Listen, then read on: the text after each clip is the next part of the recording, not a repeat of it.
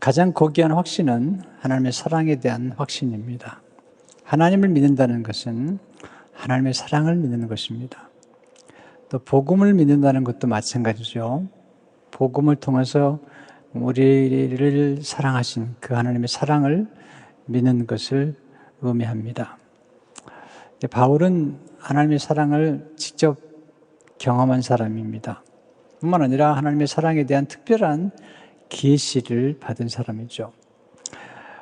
인간이 경험할 수 있거나 또 알 수 있는 사랑의 그 초월적인 하나님의 사랑을 그는 경험한 사람입니다. 오늘 본문은 하나님의 사랑에 대한 확신, 하나님의 사랑 속에서의 승리의 확신에 대해서 특별히 말씀을 하면서 로마서 8장에 결론을 맺고 있습니다. 사실 로마서 1장에서 복음을 얘기한 사도 바울이 8장에 와서 절정을 이루게 됩니다. 먼저 중요한 것은 하나님의 사랑에 대한 확신이 먼저 중요하기 때문에 바울은 우리가 어떻게 하나님의 살 것이냐라는 말씀을 하기 전에 하나님이 우리를 어떻게 사랑하시는지에 대해서 말씀을 하고 있습니다. 로마서 8장을 통해서 또 로마서 전체를 통해서 배우는 하나님의 사랑 몇 가지를 좀 압축해서 말씀을 드리고 싶습니다. 첫째로 하나님의 사랑은 정죄하지 않는 사랑입니다. 정죄하지 않는 사랑. 로마서 8장 1절에서 그러므로 이제 그리스도 예수 안에 있는 자에게는 결코 정죄함이 없나니. 하나님의 사랑은 우리를 정죄하지 않습니다. 단죄하지 않죠. 정죄하지 않는다라는 이 헬라어는 저주하지 않는다, 그런 뜻을 가지고 있고요. 또 더 놀라운 뜻은 불리하게 선고하지 않는다. 우리가 불리하도록 선고하지 않는다. 그 근거는 예수 그리스도 안에 있기 때문에, 예수 그리스도께서 이미 우리를 대신해서 정죄를 받으시고 저주를 받으셨기 때문에 우리는 정죄를 받거나 저주를 받을 필요가 없다는 사실을 강조하고 있습니다. 뿐만 아니라 로마서 8장 오늘 33절, 34절 연결시켜 보시게 되면 누가 능히 하나님께서 택하신 자들을 고발하리요. 의롭다 하신 이는 하나님이시니 누가 정죄하리요. 이 이제 두 단어가 아주 중요한 단어인데요. 의롭다 한다는 단어도 의롭다고 선포하는 것입니다. 이것은 법적인 단어죠. 의롭다고 선포하게 되면 의로운 것입니다. 또한 정죄라는 단어도 법적인 단어죠. 법적으로 죄 있다고 단정하는 것입니다. 근데 바울은 하나님이 의롭다 하신 일을 누가 정죄하겠냐고 말씀을 하고 있는 것을 보게 됩니다. 원래 우리는 죄인이었죠. 그런데 죄인된 우리를 사랑하셨습니다. 하나님은 죄는 미워하시고 죄인은 사랑하셨습니다. 이게 하나님의 딜레마죠. 그래서 우리의 죄를 예수님께 전가시키고, 그리고 우리를 사랑하신 그 사랑, 그리고 예수님의 의를 우리에게 전가시킴으로 죄인된 우리를 의롭다고 선언하시는 것입니다. 이 사실을 바울은 강조합니다. 하나님의 사랑을 얘기할 때 하나님의 사랑의 시제, 우리가 사랑할 만한 존재여서 사랑한 게 아니라 사랑할 만한 존재가 아님에도 불구하고 먼저 사랑하셨다는 사실, 로마서 5장 8절에 보게 되면 우리가 아직 죄인 됐을 때에 그리스도께서 우리를 위하여 죽으심으로 하나님께서 우리에게 대한 자기의 사랑을 확증하셨느니라. 여기서 하나님의 사랑과 세상의 차이를 발견하게 되죠. 세상의 차이는 조건적인 사랑이에요. 그러나 하나님의 사랑은 그럼에도 불구하고의 사랑입니다. 무조건적, 그럼에도 불구하고, 병약함에도 불구하고, 실패했음에도 불구하고, 가난함에도 불구하고, 장애를 가졌음에도 불구하고, 나이가 들었음에도 불구하고, 미모가 좋지 않음에도 불구하고, 간음죄를 짓고 살인죄를 지었음에도 불구하고, 실수했음에도 불구하고, 실패했음에도 불구하고, 이혼을 했음에도 불구하고, 이런 불구하고, 그럼에도 불구하고의 사랑이죠. 성경에 보면 하나님이 사랑했던 사람들을 보면 세상적인 조건으로 봤을 때는 그렇게 대단한 사람들은 아니잖아요. 하나님이 우리 인간을 만드실 때 우리 인간이 악을 행할 것을 아셨어요. 그리고도 만드신 거죠. 우리에게는 모든 것들을 다 아셨어요. 요한복음 8장에 보면 예수님께서 음행 현장, 간음 현장에서 붙잡힌 여인을 만나죠. 서기관들 바리새인들이 예수님 앞에 음행 현장에 붙잡힌 여인을 데려와서 아주 멋있게 얘기하죠. 자기는 죄가 없는 것처럼. 모세의 말에 하면 이런 여자는 돌로 쳐 죽여야 되는데 선생님 어떻게 하실 겁니까? 예수님께서 무릎을 꿇고 앉아서 글씨 쓰세요. 무슨 글씨 쓴다는 잘 몰라요. 그러나 일어나서 말씀하시죠. 요한복음 8장 7절에 보면 너희 중에 죄 없는 자가 먼저 돌로 치라. 어떤 성경학자는 너희 중에 죄 없는 자는 말을 너희 중에 간음죄가 없는 자는 먼저 돌로 치라. 거기 찾아왔던 사람들 가운데 간음죄를 지고 본인들은 간음죄를 지지 않은 것처럼 알리바이를 형성하기 위해서 돌을 들고 왔다는 사람도 있었다는 것이죠. 하나님이 개입하셔서 그 죄인을 사랑하지 않는 한, 악인을 사랑하지 않는 한, 하나님이 죄인의 죄 문제를 해결해 주지 않는 한, 악의 문제를 해결해 주지 않는 한, 죄인은 아무리 착해도 죄인인 것입니다. 인간이 자랑할 게 없는 것입니다. 누구를 고발하겠다는 겁니까? 우리는 은혜로만이 삽니다. 은혜의 반대는 무엇일까요? 내 의지입니다. 나의 도덕입니다. 아니라는 것입니다. 성경은 내가 그 은혜로 말미암아 은혜에 의하여 구원을 얻었나니 이것이 너에게서 난 것이 아니요 하나님의 선물이라. 행위로 말미암은 것이 아니니 이는 아무도 자랑치 못하게 하려 하심이라. 예수님이 말씀하시죠. 요한복음 8장 10절 11절에서 여자여 너를 고발하던 그들이 어디 있느냐? 너를 정죄한 자가 없느냐? 대답하되 주여 없나이다. 11절에 보시면 나도 너를 정죄하지 아니하노니 가서 다시는 죄를 범하지 말라 하시니라. 저는 이 말씀이 너무 감동이 돼요. 가서 다시는 죄를 범하지 말라. 이게 무슨 말씀이냐면요. 이 여인을 믿어준 거예요. 앞으로 죄를 한 번도 안 지을 거라고 말씀하신 뜻이 아니에요. 이 말의 문맥은 뭐냐면 나도 너를 정죄하지 않냐니 내 미래의 새로운 인생을 살아라. 여인을 단정하지 않은 것이죠. 정죄하다는 헬라어가 카타크리노입니다. 카타크리노. 이 카타크리노라고 하는 정죄하다는 말 속에는 이런 뜻이 있어요. 결말을 짓다. 정죄가 왜 나쁘냐면 당신이 이런 사람이기 때문에 미래가 없어. 이게 정죄입니다. 이게 정죄입니다. 당신은 간음한 여자야. 그래서 미래가 없어. 이게 정죄입니다. 기독교는 이렇게 정죄하지 않습니다. 예수님은 이렇게 정죄한 적이 없습니다. 어느 누구도 또 한 번의 기회가 있고 아니 또 여러 번의 기회가 있다는 것입니다. 우리 누구도 그렇게 정죄해서는 안 됩니다. 항상 우리가 조심할 것은 누구든지 극단적인 표현을 쓰지 않도록 우리 자녀를 양육할 때 너는 안 돼. 너는 그건 할 수 없어. 그렇게 얘기해서는 안 됩니다. 하나님은 우리에게 열린 존재로 우리를 만드셨어요. 얼마든지 변화될 수 있고 얼마든지 새로워질 수 있고 얼마든지 새로운 가능성을 가지고 살 수 있는 거죠. 기생라합이라는 여지 기생이라고 계속 강조하는 거죠. 창녀라는 것이죠. 그러나 그 기생라합을 통해서 보아스가 태어났고 그 기생라합의 후예로 예수님이 오시잖아요. 그래서 우리는 자꾸 뭔가를 이렇게 너무 극단적으로 당신 실패했기 때문에 안 돼. 당신은 병들었기 때문에 안 돼. 이렇게 하지 않도록 조심해야 돼요. 예수님 베드로를 제자로 키우시는 중에 베드로가 실수를 많이 하죠. 근데 가장 결정적인 실수는 그가 예수님이 십자가에 돌아가기 전에 예수님을 3번 부인한 거죠. 3번 부인한 거죠.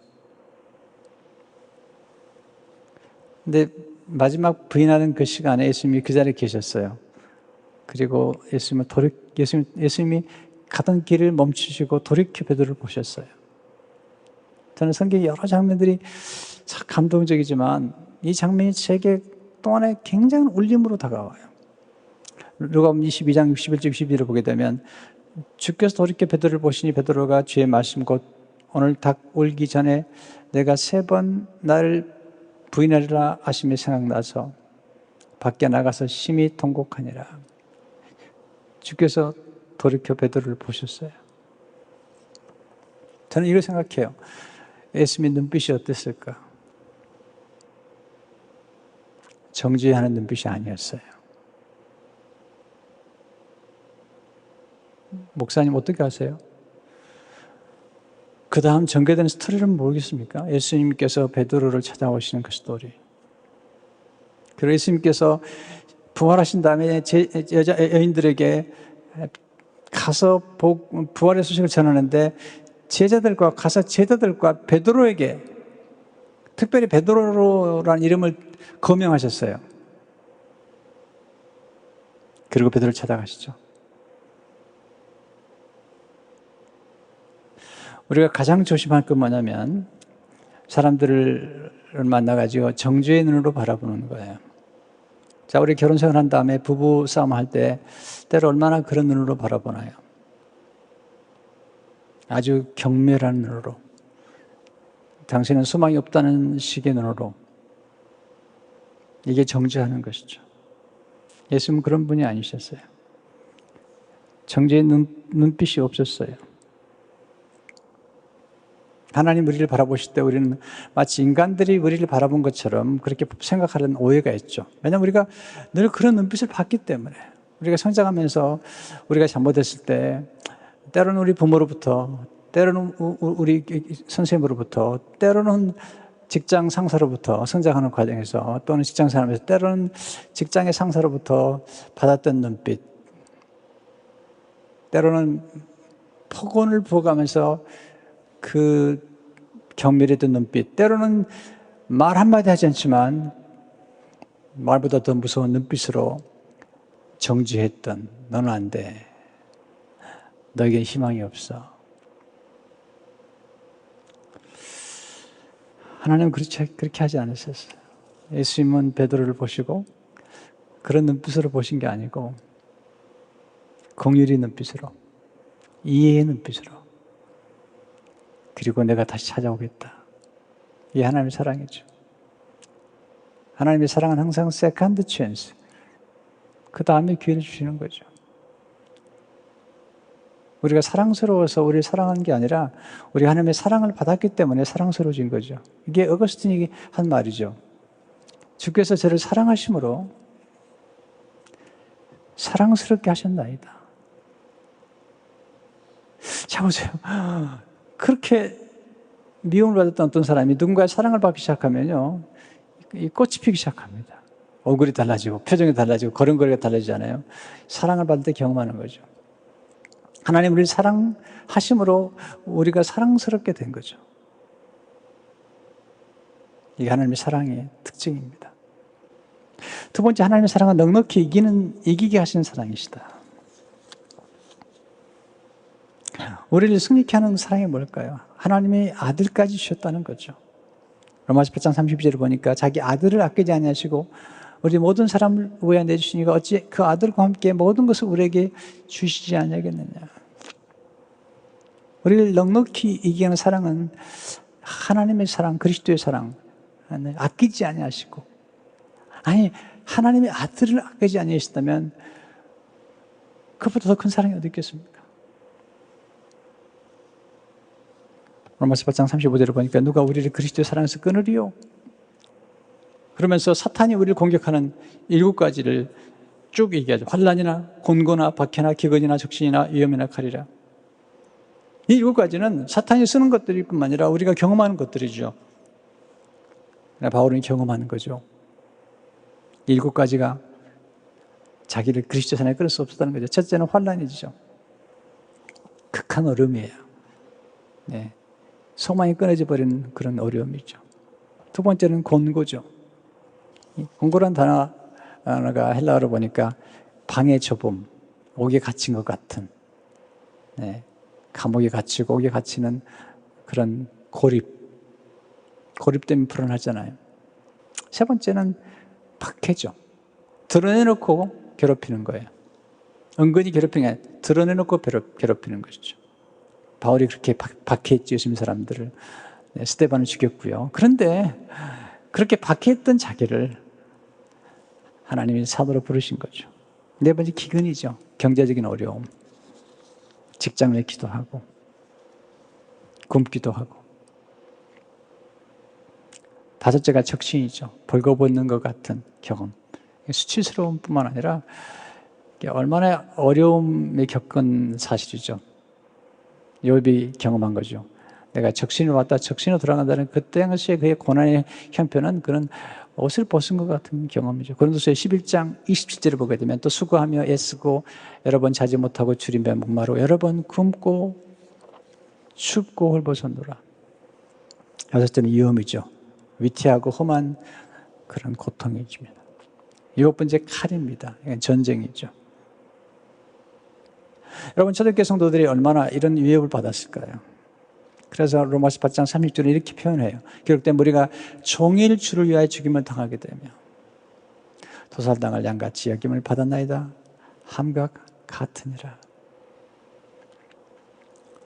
근데 우리는 승리할 수 있다는 거죠. 왜? 우리 사랑하신 이가 계시기 때문에. 로마서 8장 30절에 보면 그러나 이 모든 일에 우리를 사랑하시는 말미암아 우리가 넉넉히 이기느니라. 이 사랑하신 이가 누구죠? 오늘 바울은 이 사랑하신 이로 말미암아 우리가 넉넉히 이긴다는 말씀을 할 때 우리 사랑하신 이로 특별히 예수님과 성령님에 대해서 얘기를 하잖아요. 그리스도의 사랑, 또 성령님의 중보기도, 예수님의 중보기도를 얘기하고 있죠. 권투 시합을 보면, 권투 경기하는 거 보면은 이제 링 위에 올라가죠. 그래서 라운드가 끝나면 자기 코너로 가죠. 코너에 가면 코너맨이 기다리고 있습니다.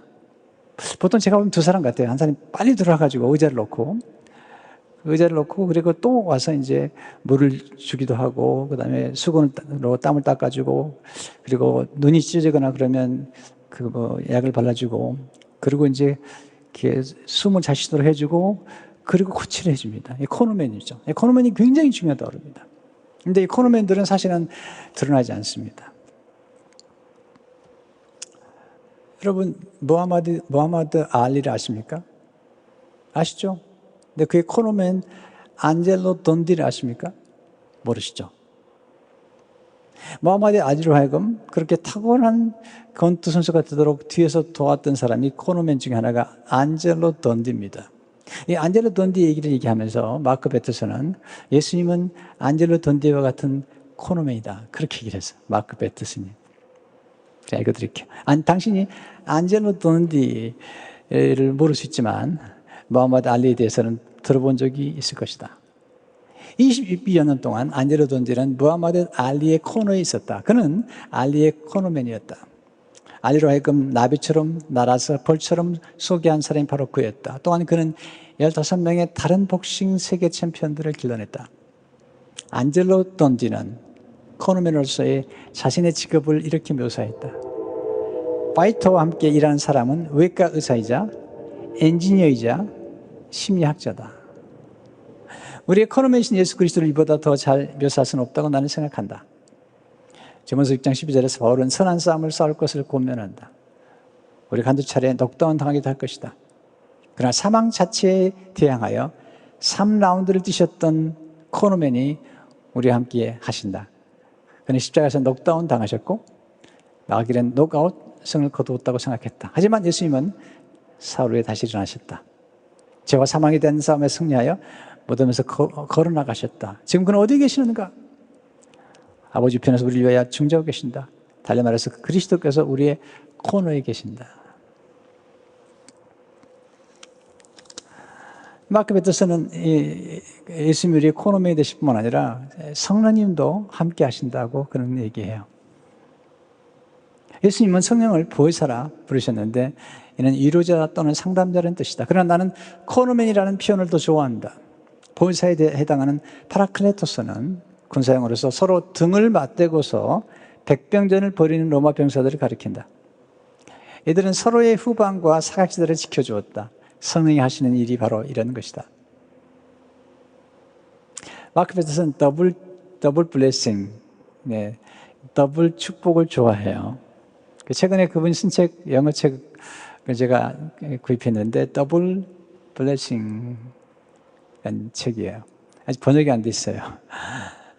근데 로마서를 우리가 같이 공부한 중에 하나님이 예수님을 맏아들로 그리고 우리를 장자로 부르셨다는 말씀 드렸죠. 장자가 누린 축복이 더블 블레싱이에요. 두 몫을 받는 것이죠. 마크 베스터스는 우리가 인생의 전쟁터에 있을 때 우린 더블 블레싱을 받았다. 어떻게? 우리 곁에 예수님과 성령님이 함께 하신다는 거죠. 네, 코노멘으로. 잘 생각했어요. 코노멘으로 계시다가 우리가 필요하면 우리를 찾아오셔서 우리를 도와주시는 분, 직접 링 위에 올라와서 보이지 않는 모습으로 올라와서 우리를 도와주는 분, 이 두 분이 계시지 않느냐, 성령님. 로마서 8장 26절을 보니까 성령도 이와 같이 성령도 우리 연약함을 도우시나니, 우리 연약함을 도우시고, 로마서 8장 3절을 보니까 이는 그리스도 예수시니 그는 하나님 우편에 계시니 우리를 위하여 간구하시는 자시니라. 마크 베터슨의 기회입니다. 우리는 두 번 축복을 받았는데 창조의 은혜를 받았다. 그리고 구속의 은혜를 받았다. 더블 블레싱. 하나님 우리를 한 번 이해하신 것이 두 번 이해하셨다. 그런데 누가 우리를 대적하겠냐는 거죠. 로마서 8장 30절에 만일 하나님이 우리를 위하시면 누가 우리를 대적하랴. 세 번째, 하나님의 사랑은 어떤 것도 끊을 수 없는 사랑이라는 것입니다. 38절 39절에 보니까 내가 확신하노니 사망이나 생명이나 천사들이나 권세자들이나 현재이나 장래이나 능력이나 높음이나 기쁨이나 다른 어떤 피조물이라도 우리 주 그리스도 예수 안에 있는 하나님의 사랑에서 끊을 수 없으리라. 어떤 것도 끊을 수 없다. 심지어는 우리 자신도 끊을 수 없어요. 하나님의 사랑에서. 하나님이 우리를 붙잡고 있기 때문에, 우리가 하나님을 붙잡는 것이 하나님을 우리를 붙잡고 있기 때문에 설령 우리가 실수한다 하더라도, 우리가 하나님의 손을 놓은다 하더라도 하나님을 결코 놓지 않으신 분이시죠. 이 사랑은 무조건적인 사랑이에요. 이 사랑보다 더 귀한 사랑은 없어요. 세상의 사랑은 조건부잖아요. 마크 베터슨이 이렇게 얘기합니다. 하나님의 사랑은 무조건적이다. 하나님이 이미 우리를 완벽하게 영원히 사랑하셨기 때문에 하나님의 사랑을 잊기 위해 우리가 할 수 있는 일은 거의 없다. 우리가 그 사랑에 보답하지 못한다고 해서 그 사랑이 제지되거나 중단되거나 감소되지는 않는다. 그러나 하나님의 사랑은 우리의 최악의 순간에, 우리가 죄인 되었을 때, 우리가 원수 되었을 때, 최악의 순간에, 우리가 실수했을 때, 우리가 가장 절망 가운데 있을 때 찾아오시는 사랑이에요. 마크 베터슨이 이렇게 얘기합니다. 어떤 사람이 최선의 상황에 있을 때 그를 사랑하는 건 쉽다. 그의 상황이 최악일 때는 어떠할까? 쉽지 않을 것이다. 하지만 이것이 참 사랑을 시험할 수 있는 때다. 우리 사랑은 상대적인 반응을 보이는 경향이 있지만 하나님의 사랑은 주도적이다. 우리가 최악의 모습일 때도 그는 최선의 사랑을 베푸신다.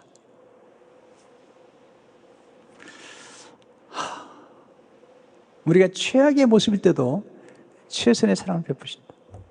베드로가 3번 예수님 부인할 때 그건 최악의 상황이죠. 제자로서는요. 내 최선의 사랑을 베푸신다.